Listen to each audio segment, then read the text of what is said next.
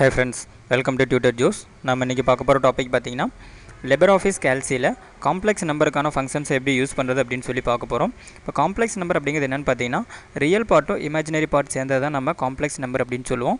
இந்த complex number நம்ம எப்படி ஃபர்ஸ்ட் கிரியேட் பண்றது அப்படினு சொல்லி பார்ப்போம். இப்போ காம்ப்ளெக்ஸ் நம்பர் நம்ம கிரியேட் பண்ற மாதிரி இருந்தா காம்ப்ளெக்ஸ் அப்படிங்கிற ஃபங்க்ஷன் நம்ம யூஸ் பண்ணி கிரியேட் பண்ணிக்கலாம். இப்போ காம்ப்ளெக்ஸ் அப்படிங்கிற ஃபங்க்ஷன் கொடுத்துக்கிறேன்.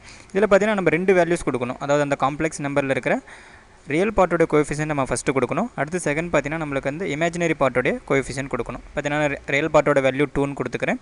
அதே மாதிரி பார்த்தீங்கன்னா நம்மளுக்கு இமேஜினரி பார்ட்டோட வேல்யூ 4 அப்படின்னு சொல்லி கொடுத்துக்கிறேன். இந்த பிராக்கெட்டை க்ளோஸ் பண்ணி நீங்கள் என்டர் பண்ணால் போதும் உங்களுக்கு பார்த்தீங்கன்னா 2 + 4i அப்படிங்கிற காம்ப்ளெக்ஸ் நம்பர் நமக்கு டிஸ்பிளே ஆகும்.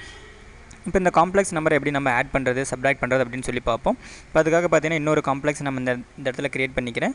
ஈக்குவல் COMPLEX காம்ப்ளெக்ஸ் அப்படிங்கிற ஃபங்க்ஷன் கொடுத்துக்கிறேன். இதுலேயும் பார்த்தீங்கன்னா ரெண்டு வேல்யூ கொடுத்துக்கிறேன். ஃபஸ்ட்டு ரியல் பார்ட் பார்த்தீங்கன்னா 5 அப்படின்னு சொல்லி கொடுத்துக்கிறேன்.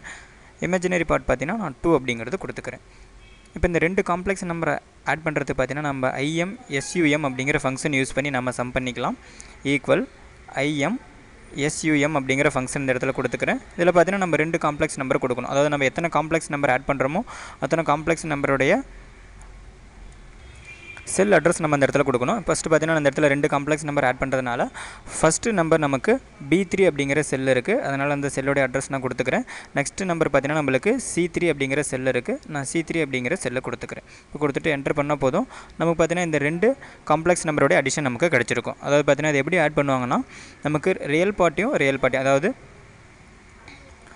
ஃபஸ்ட் நம்பரோட ரியல் பார்ட்டையும் செகண்ட் நம்பரோட ரியல் பார்ட்டையும் ஆட் பண்ணணும். அதே மாதிரி பார்த்தீங்கன்னா நம்மளுக்கு இமேஜினரி பார்ட்டு ஃபஸ்ட் நம்பரோட இமேஜினரி பார்ட்டும் செகண்ட் நம்பரோட இமேஜினரி பார்ட்டும் நம்ம ஆட் பண்ணணும்.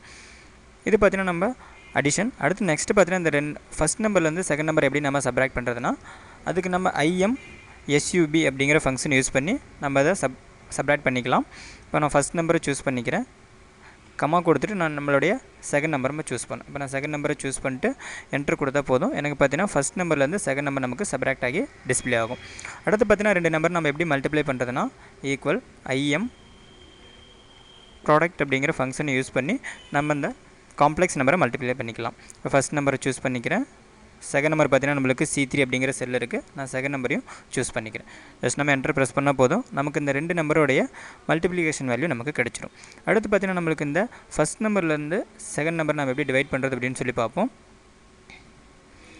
இதுக்கு பார்த்தீங்கன்னா நம்ம IMDiv அப்படிங்கிற ஃபங்க்ஷன் யூஸ் பண்ணி நம்ம ஃபஸ்ட் நம்பரை பார்த்தீங்கன்னா செகண்ட் நம்பரால் நம்ம டிவைட் பண்ணிக்கலாம். ஃபஸ்ட் நம்மளுடைய நியூமரேட்டர் வேல்யூ நம்ம சூஸ் பண்ணிக்கிறோம். நியூமரேட்டர் நம்பர் பார்த்தீங்கன்னா நம்மளுக்கு B3 அப்படிங்கிற செல் இருக்குது. நான் அதை சூஸ் பண்ணிக்கிறேன். நெக்ஸ்ட்டு பார்த்தீங்கன்னா நம்மளுடைய டினாமினேட்டர் பார்த்தீங்கன்னா நம்மளுக்கு C3 அப்படிங்கிற செல் இருக்குது.